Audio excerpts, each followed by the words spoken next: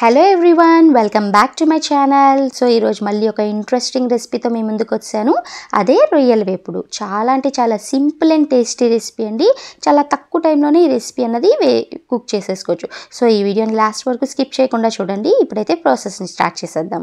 ముందుగా ఒక గిన్నె తీసుకొని ఇందులోకి రొయ్యలన్నీ వేసుకోవాలి.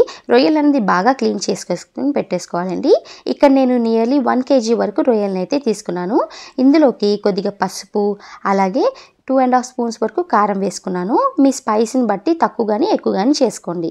అలాగే ఇందులోకి టేస్ట్కి సరిపడా ఉప్పుని యాడ్ చేసుకున్న తర్వాత 2.5 స్పూన్స్ వరకు అల్లం వెల్లుల్లి పేస్ట్ని యాడ్ చేసేసుకోవాలి. ఈ విధంగా అల్లం వెల్లుల్లి పేస్ట్ని కూడా యాడ్ చేసిన తర్వాత ఇందులోకి 2 స్పూన్స్ ఆఫ్ ఆయిల్ని యాడ్ చేసుకోండి. అంతేనండి, ఇవే ఇంగ్రీడియంట్స్. ఈ ఇంగ్రీడియంట్స్తోనే మనం మొత్తం రెసిపీ అన్నది కుక్ చేసుకుంటాం. సో ఈ మసాలాలన్నీ కూడా ఆ రొయ్యలకి బాగా పట్టేలాగా మనం కలుపుకోవాలి. ఈ విధంగా చేయడం వల్ల ఏమవుతుందంటే స్పైసెస్ అన్నీ కూడా రొయ్యలకి బాగా పడతాయి. అండ్ దీన్ని ఒక 15 to 20 మినిట్స్ వరకు అయితే మ్యారినేట్ చేసేసుకుంటే ఇంకా టేస్టీగా ఉంటుందండి.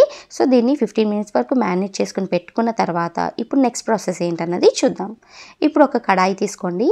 ఇందులోకి ఒక 5 స్పూన్స్ వరకు ఆయిల్ని అయితే యాడ్ చేసుకోవాలి.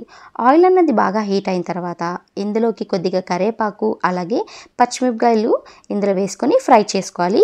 ఇది కంప్లీట్లీ ఆప్షనల్ అండి, కానీ వేసుకుంటే చాలా టేస్టీగా ఉంటుంది. నచ్చిన వాళ్ళు దీన్ని స్కిప్ చేసేయచ్చు. సో ఈ విధంగా ఫ్రై అయిన తర్వాత దీన్ని ఒక గిన్నెలోకి ట్రాన్స్ఫర్ చేసేసుకోవాలి. ఇప్పుడు ఆయిల్ అన్నది బాగా హీట్ అయిన తర్వాత ఇందులోకి మనం మ్యారినేట్ చేసి పెట్టుకున్న రొయ్యలు ఏవైతే ఉన్నాయో అవన్నీ కూడా హై ఫ్లేమ్లో ఉన్నప్పుడే వేసుకొని ఫ్రై చేసుకోవాలి. సో ఈ రెసిపీ అన్నది మనం మీడియం టు హై ఫ్లేమ్లో మాత్రమే చేస్తామండి.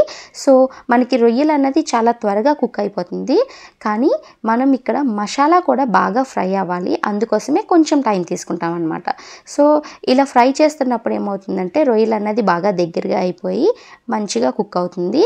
అండ్ మసాలా కూడా ఎలా కుక్ చేయాలి అంటే కిందన ఏదైతే ఆయిల్ ఉంటుందో అది కూడా డ్రై అయిపోవాలి. అంతవరకు మనం దీన్ని కుక్ చేసుకోవాలన్నమాట. సో చూడండి, ఈ విధంగా మనకి మసాలా అన్నది గిన్నెకి అంటుకుంటున్నట్టుగా మనం ఫ్రై చేసుకోవాలి. ఇలా చేసుకుంటుంటే కలర్ అన్నది చేంజ్ అవుతుంది అనమాట. కొంచెం బ్లాకిష్ కలర్లో వస్తుంది. ఇది మాడినట్టు కాదండి, మసాలా అన్నది బాగా కుక్ అయినట్టు.